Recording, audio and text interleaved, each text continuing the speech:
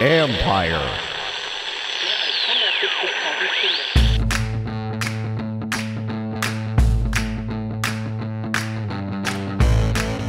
Hello and welcome to my podcast. Do me a favor, subscribe to the John Comm Report wherever you get your podcasts. You're watching on YouTube. Hit that like button. Do me a favor. Also hit that subscribe button. You can find us there as part of Empire Media, A-M-P-I-R-E. Always, always, always much appreciated.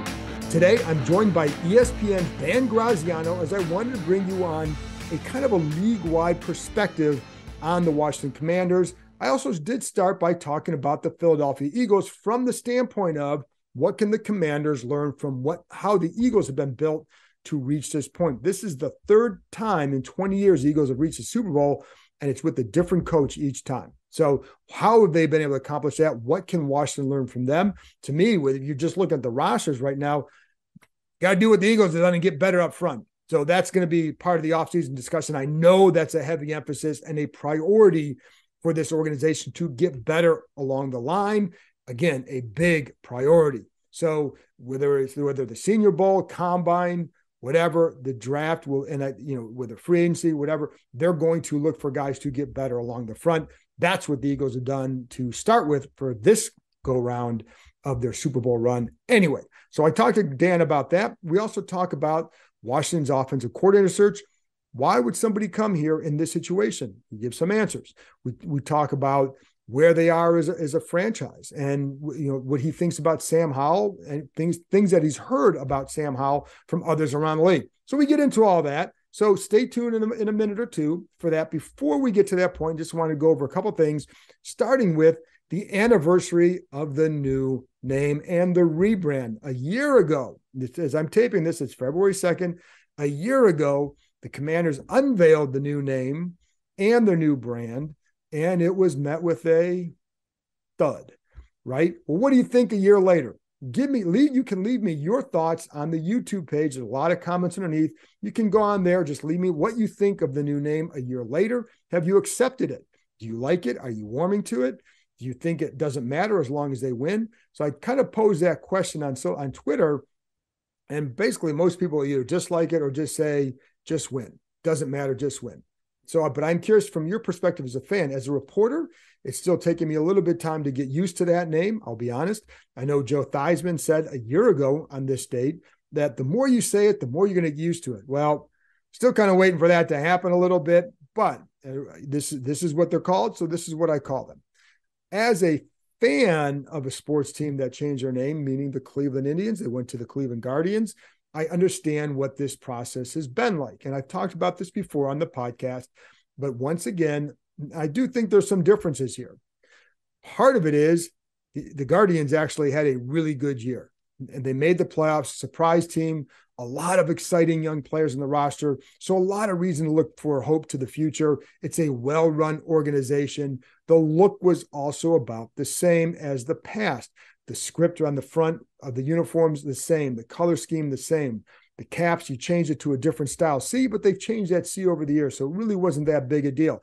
So when I would be watching them on TV, I'm not sitting there thinking, oh my God, this is a new team that this is not the team of my youth.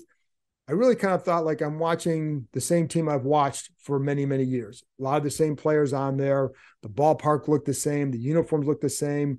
Plus, it's a good organization, and I think that really helped the transition to a new name. I don't know how many people there have fully embraced that new name. I think what they embrace is still the organization and the team itself more so than the name, because I'm guarantee if you ask people if what they preferred, they'd go back to the old one. However, I do think they embrace this team because of everything I just said. I think that's kind of a contrast to what's happened here in Washington, that the team hasn't won in a long time, and not even a title, but just been a consistent playoff performer. They haven't done that. So I think that kind of leads to some of the lack of or the displeasure about the name or everything involved. Then there's the dislike and this distrust of the owner and the organization itself.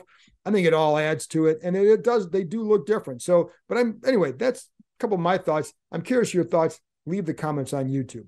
The second thing, as far as the offensive coordinator search, Ron Rivera did interview Anthony Lynn. Rivera has been spending the week out in California visiting his dad, also had participated in that Pro-Am at Pebble Beach.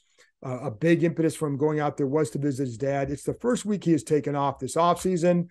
A lot of coaches will take the time off within a few weeks of the season ending.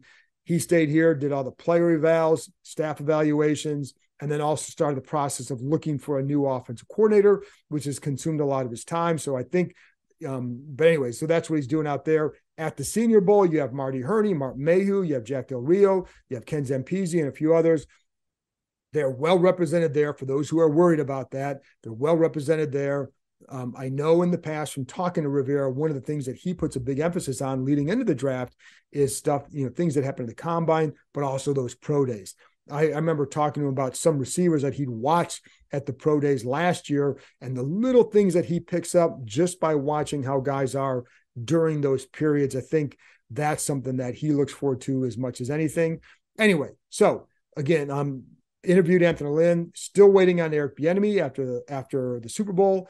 Again, if I had to guess now, it would be between two guys, Bieniemy and Pat Shermer. Just my sense, and I think a guess, maybe call it an educated guess, but I don't know for sure. But it's just the way, that's where I would go right now personally, just as a handicapping the situation. Could change, don't know, because I don't know everything, right? So, and you can tell me that, my kids will tell me that, but that's where I would, if I had to put my money right now on something, those would be the two.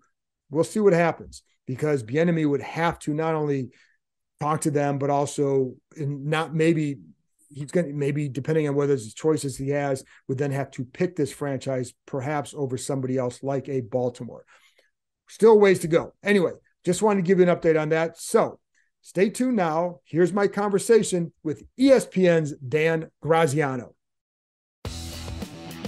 Well, Dan, I appreciate you joining me. And I want to start with, because we have the Super Bowl coming up, the Eagles, the NFC East, and how Washington kind of stacks up in there.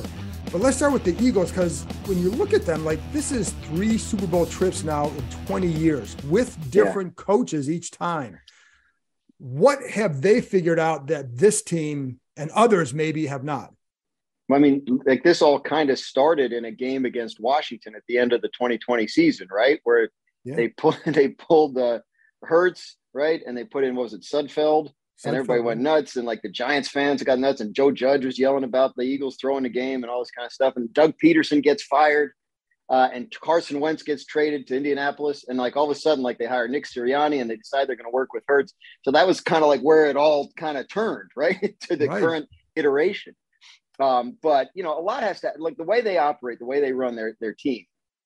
One of their guiding principles is we're never going to get caught short at the quarterback position, right? Like, they draft Jalen Hurts in the 2nd round right after they signed Carson Wentz to an extension. Like, they were never expected in their ideal world, Hurts never plays for them, right? Because Wentz is great and is their franchise guy and takes them to multiple Super Bowls.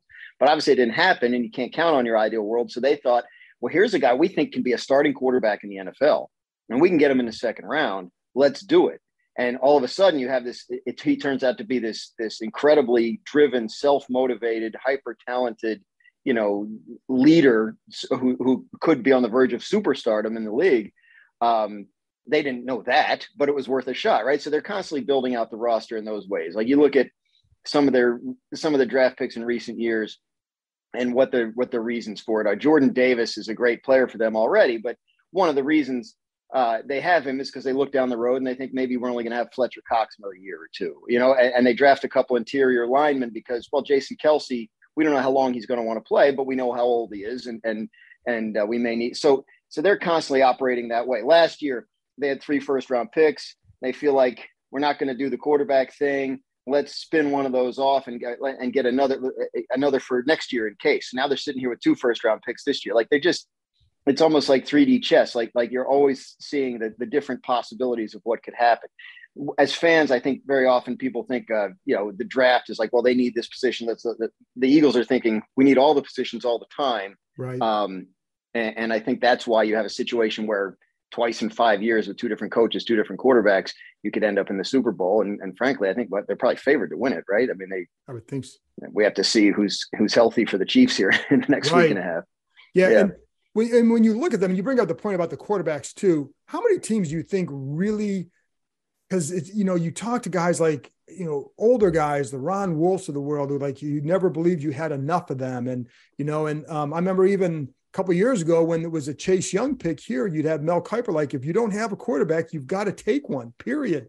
So how many people do you think really kind of adhere to that philosophy? It's got to be one. It's got to be one you believe in, though, right? I mean, sure, they saw something in Jalen Hurts. They could force the pick, and then, they didn't take one in the first round that year. There was an opportunity that presented itself. So, but I mean, look at them now. Like Gardner Minshew is the backup. Like that's a real quarterback who has started games in the league. Like you can put him in and feel like if you have the rest of your rosters in good shape, you can be okay. Go back to when Wentz started. They had Sam Bradford, right? And they had Wentz and they had Chase Daniel. That was their quarterback depth chart. And Teddy Bridgewater gets hurt. So Minnesota sends him a 1 for Bradford. And they're like, well, Wentz is ready. We can do this. And 2 years later in their Super Bowl, in large part because of what Wentz did. So, yeah, it's just constantly like the number 2 quarterback is not the 53rd guy on the roster, right? like that's a more relevant position than that. And I think that they definitely view that way as something worth investing in and worth cultivating. And as a result, I mean, they've had this level of success. Again, the last time they're in the Super Bowl, Nick Foles was the starter, right? I mean, so this is a team that has lived that credo and done it the right way. And again, it's not just get a quarterback; it's make sure it's somebody you can believe in and or count on. It also seems like count on, but also build around them. And I think that's one of the things that impresses me. They built that line. They added, Jalen Hurts needs more weapons, give him more weapons. And so I think that's one of the things they seem to have identified and aggressively attacked what they needed, it seems. Right. And the specificity of it strikes me too, because like A.J. Brown, obviously a lot has to happen for a guy like that to become available and then to get him. But when they looked last year, so we need another receiver. Because I mean, Devontae Smith is a first-round pick and an incredible player. Right. He could be your number 1, right? And that's okay. But they felt like A.J. Brown is a guy that excels at doing things route-wise in the middle of the field that on throws that Jalen Hurts has kind of struggled with. So not only is he a dynamic player and a potential number 1 receiver, but he also helps us in a very specific way that pertains to our quarterback and what he specifically needs. So it was a perfect addition. And he hadn't been available. Maybe they do take a shot on like a Tyreek Hill, whatever. Sure. But they identified Brown early on as a guy that A, could be available for reasons that he ended up being, and B, someone who could help them in a specific way, as in addition to just being a really great player on a team with other great players. So yeah, they're a great example of how to do it. And so are the Chiefs. I mean, the Chiefs are. I mean, I was at their game on Sunday and wrote about this, like the number of contributions they're getting from their rookie class, right? like the Chiefs, we think of as sort of this mainstay, but they're almost like, I almost look at them as like they're kind of earlier in their window maybe than the Eagles are when you think about the youth of their roster, which is amazing to think about. So yeah, there's a study in that too, in terms of roster building. And of course, when you have Mahomes, everything's easier. And when you look at the NFC East too, like, I mean, it does feel like the Eagles and everybody else. How do you see it that? I know, first of all, we also know that there's the last repeat winner is what, 2004. Yeah. You never know what looks like one thing now. A year from now, we could be looking at it differently because they do have Matt Bowen came out with his top 50 free agents. 6 of them in the top 42 are from Philadelphia. So, there's always that, ability to keep it together. Sure. But how do you like handicap the other 3 teams in going into this offseason who are already done is, how would you handicap the rest? I mean, Dallas is a 12-win team that is probably another receiver or 2 away from, sort of maintaining its level of performance. The Giants are a playoff team. They'll bolster the offense around Jones and ideally Saquon Barkley if they keep those 2 guys. But you're right. I mean, I believe in that. That division is so tightly bunched all the time. That 18-year streak is no joke. So yeah, I don't think you assume that the Eagles roll to another title next year. And I think, what the Commanders do at quarterback could make a big difference in all this as well, because they're, you obviously know that the receivers look really good. The defense has been good. Like there's stuff there, right? That's not a nothing team. That's not they weren't far ground behind zero rebuild. Right. Exactly. So I don't know what they're going to do at quarterback, but there are a lot of interesting options. And if they get it right, then they have a chance to be in that mix in a division that, as you say, is the only thing I feel like we know is that the Eagles aren't going to win it. That's right. So when you look at, because like obviously right now, Sam Howell is a guy that they really, they're liking, they're intrigued by. And, you know, whether or not he ends up to be the starter, he's going to go in there as the guy that has the best shot to win it right now. We don't know what other moves they're going to make. My guess is they're going to get a mid-level vet, you know, whether it's re-signing Heineke, get a guy like Brissett, someone of that level. What do you think the perception, you know, have you talked to anybody about Howell and gotten any sort of sense of what other teams maybe think about Howell, whether from before the draft or now? There were one or two people that told me before the draft that, you know, so much was flying around about the quarterbacks, and I like that guy could be the best one in the draft. And I heard that from more than one place and not from Washington. So yeah, I think that's, you know, he performed at a high level early in his college career. His last year was not his best. So there's stuff there. I mean, like Hurts is a good example, right? Like these guys are not always going to be what they are when they enter the league. Right? Like if you get the right people around him and the right coaching around him, and he's the right kind of person, then you can work on the stuff. Now, it may be that Sam Howell has limitations that keep him from ever being Joe Burrow or Patrick Mahomes or Josh Allen, but that doesn't mean that he can't be extremely good. Right. And again, that they do have a lot of places for him to throw the ball. I mean, like they've done a really good job building that out. So, yeah, I don't know. I mean, to me, it's like, I would think you have to, if you're in their position, you have to think about, well, if we aim really high, what's it look like? And then let's say, like, can we get Aaron Rodgers? I'm just throwing this as a completely Well, they tried last year. Yeah. And if you can't, then all right, well, where does that leave us, right? What we would have spent in terms of resources to acquire Aaron Rodgers, whether that's picks, money, both. How do we allocate that? If the quarterback option is a mid-range, like a Jacoby Brissett, well, that leaves us an awful lot that we were going to spend on Aaron Rodgers that we don't have to spend for Jacoby. So what do we do with that to make sure Jacoby's in the best position or Sam Howell's in the best position? So that's where they have to sort of operate, and they have to assess what they have in Howell and what they can reasonably expect him to be next year and going forward if they're going to make that kind of decision. Right. And I think fixing the offensive line and going back to the Eagles, the thing I really, really like about what they've done is that offensive line. And Dallas, of course, was powered by that line for years. And then, you know, had built around that. But I think that's one of the areas they're going to attack to do exactly what you said, and something that they said they wanted to do with Carson Wentz. It did not work. Were you surprised at how bad it went with Wentz? No. You mean this year in Washington? Yeah. No, because I mean, like, it didn't.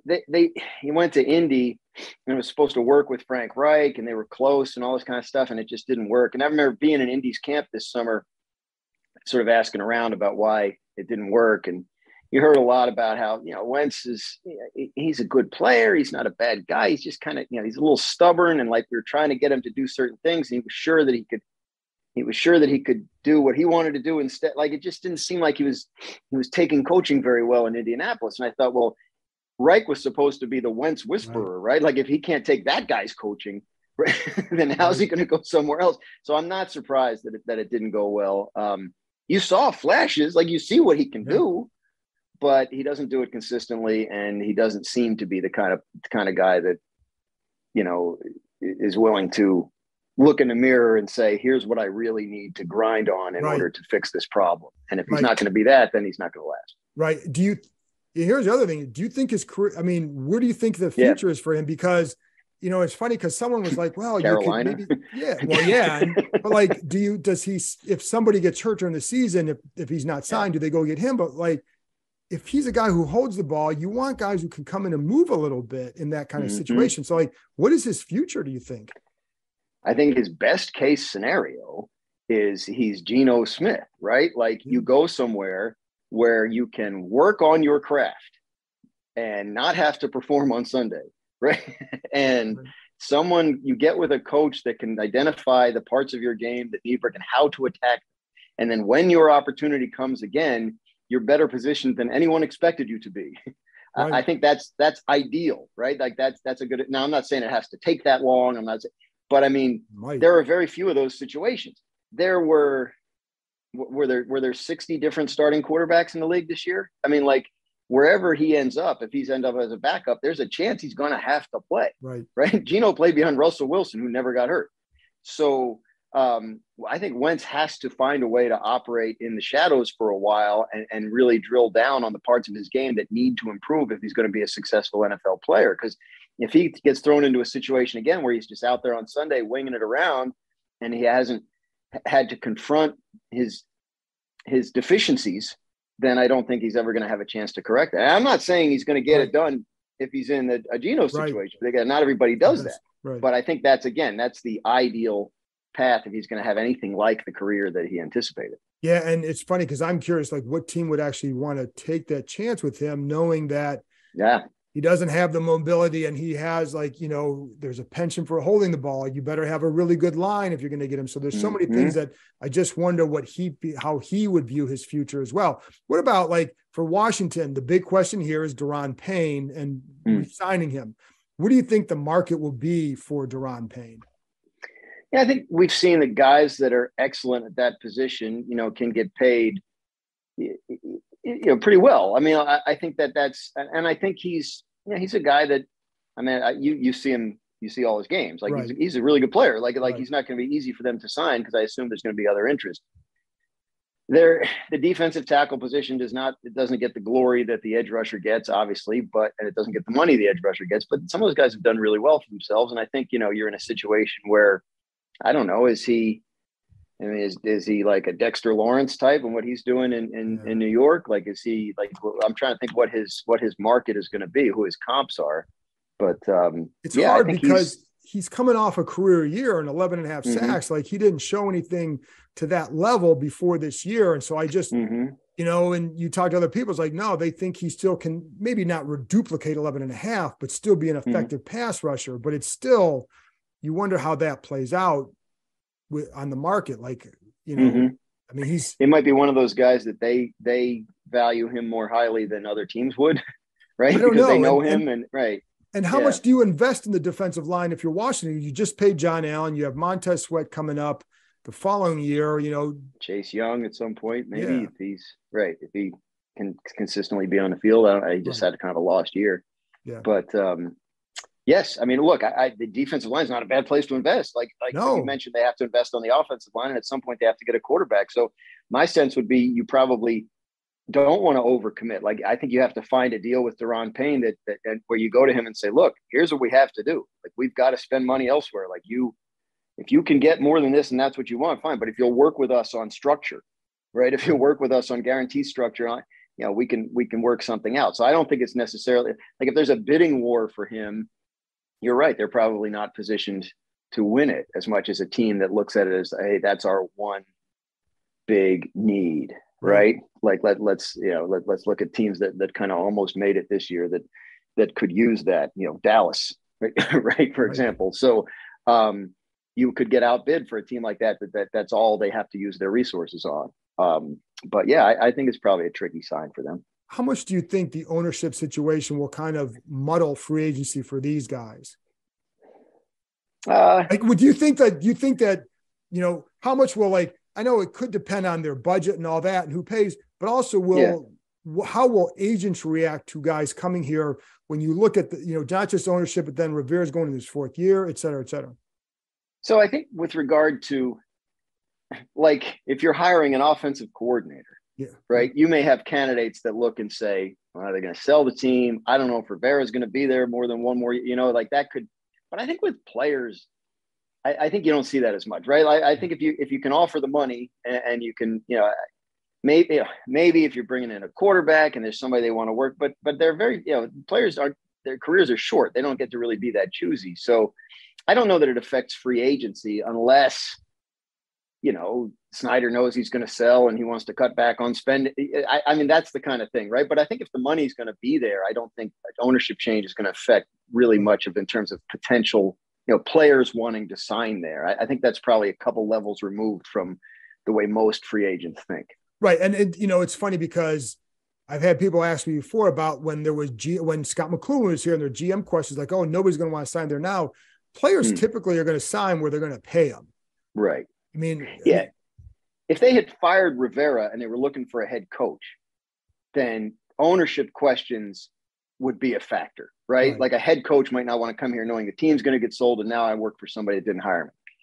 But they didn't, and maybe that's one of the reasons why Rivera was safe. I don't know. In addition to, maybe he's a good enough job. But I think when it comes to players, I think you're right. I don't think that plays much into it. What about, and you brought up the coordinator, because they do need an offensive coordinator. They do. So how would you assess, there's still a few of them open. How would you assess this opening compared to like a Baltimore, Tennessee, which still have those jobs open?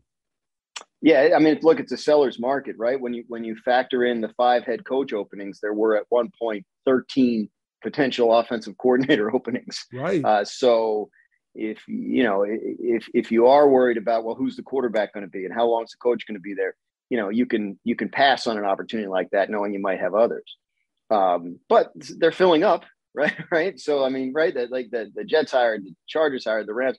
So, I mean, look, I think someone like Bieniemy is interesting, right? Because here's a guy that doesn't seem to be able to get his head coach opportunity. Maybe he's on Indy's list still. I don't know. But I think he's going to want to go somewhere where no one can say, oh, it's really Andy Reid. Right. Right. And I understand all the argument. I get what's at play there, and I'm sympathetic, right? Like that didn't keep Matt Nagy and Doug Peterson from getting jobs. And I recognize the unfairness of it. But the world's an unfair place. And I think at this point, Eric Bieniemy realizes that. So this may be an opportunity to come in and say, I can put my stamp on something. And if you have a talented guy who's driven to do that, then you might fall into something. But I also think it's tough to hire an offensive coordinator when you can't tell them who the quarterback's going to be, right? So like that's the other thing they have to figure out. So I don't think I don't think when you look back when there were all those openings that they would have been the top one. And I think the reason is the uncertainty around the quarterback situation and the uncertainty around the coaching situation, if in fact, and we don't know, maybe Ron Rivera coaches there 10 more years. I have no idea, but the fact of the matter is, if they don't win next year, there are going to be legitimate questions about his future there. Right. So I think you have to find someone who's got a little something to prove, who's on the come, and hope that you find yourself a star. And unfortunately, if you do, you might not have him for long. Right. But you might set some good foundations in the meantime. Well, and that's why with Bieniemy, because you're right. Like what? Because people ask, why would he leave KC? Well, because he'd want to call his own plays, and you want to show that it's I can do this versus I'm just part of Andy Reid's system, and But then it's like, well, would you if he's offered it here because they're going to wait for him? If he's offered it here, what if Baltimore offers it too? You have Lamar, you have a stable situation. Why would why would you pick Washington in that situation? Are those receivers enough to say? And then I guess it depends if you like Sam Howell.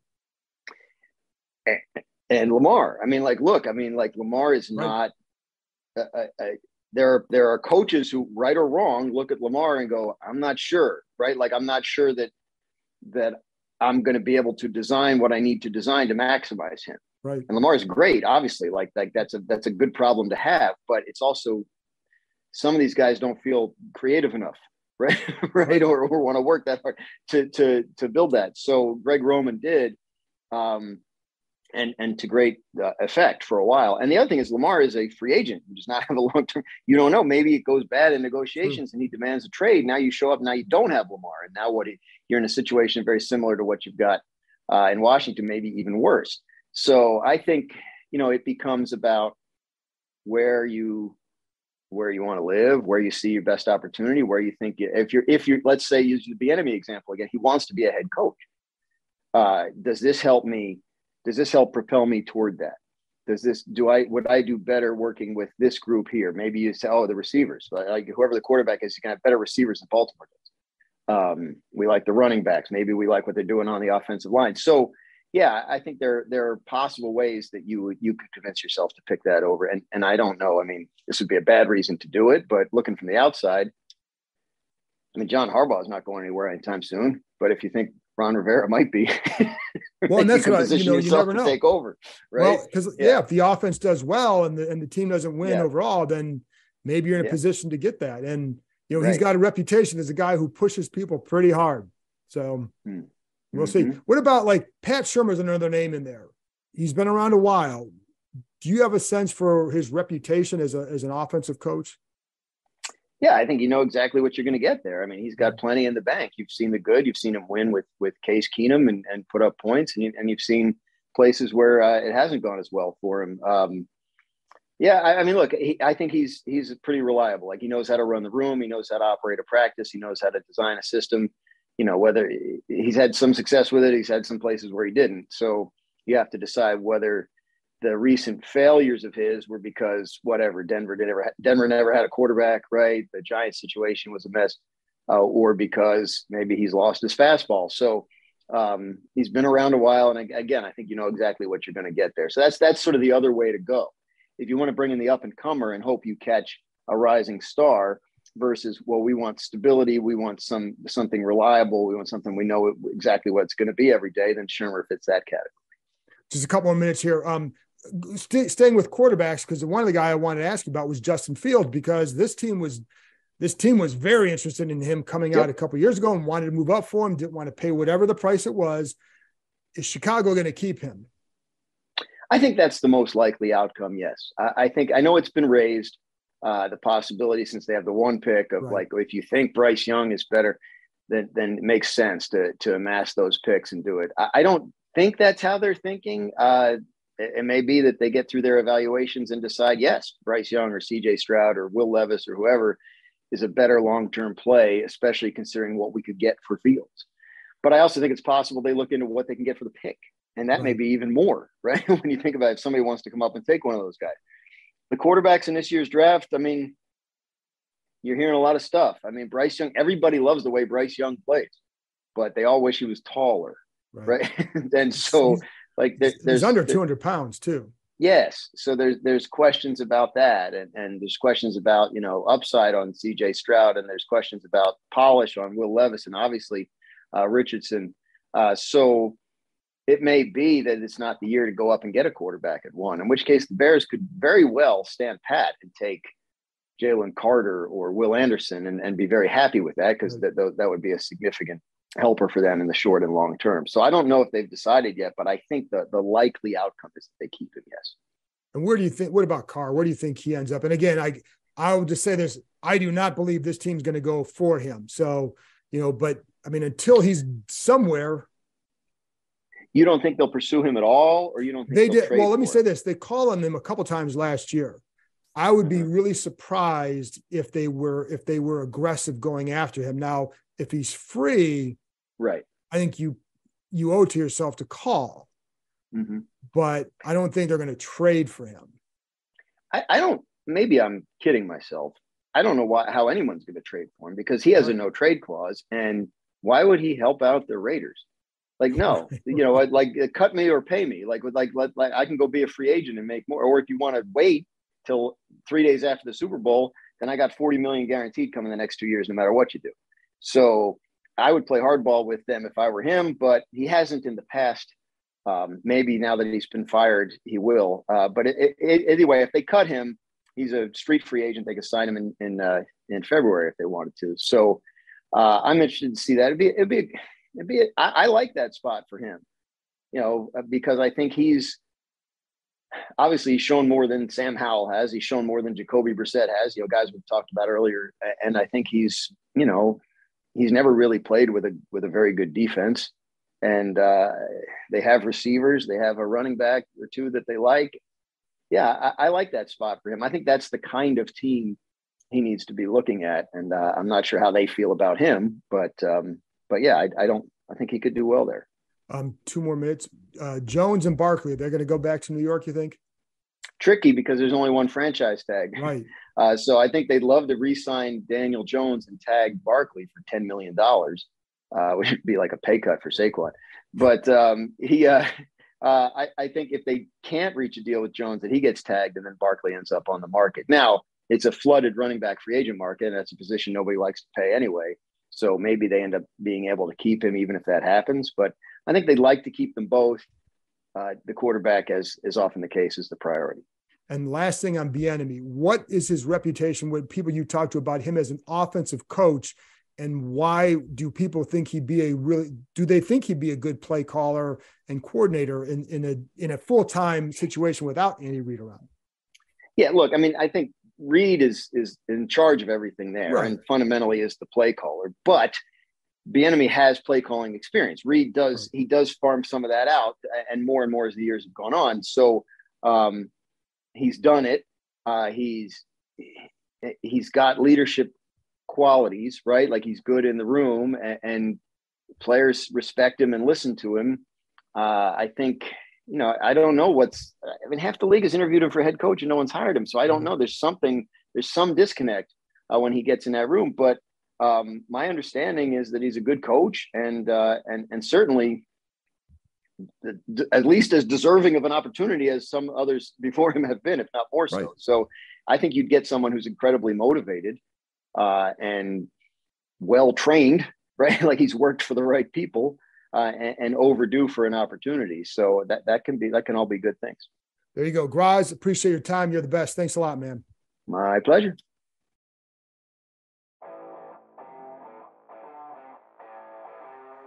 That's it for this episode. Thanks to Dan for joining me, and thank you, as always, for listening. I'll be back with a new podcast out Sunday night. It'll be on YouTube Monday morning with the voice of the Commanders, Bram Weinstein, as we go over a lot of the roster decisions, starting with what do you do with Daron Payne? Should you consider trading him? We get into all of that. Again, Sunday night, podcast, Monday morning, YouTube. See you next time.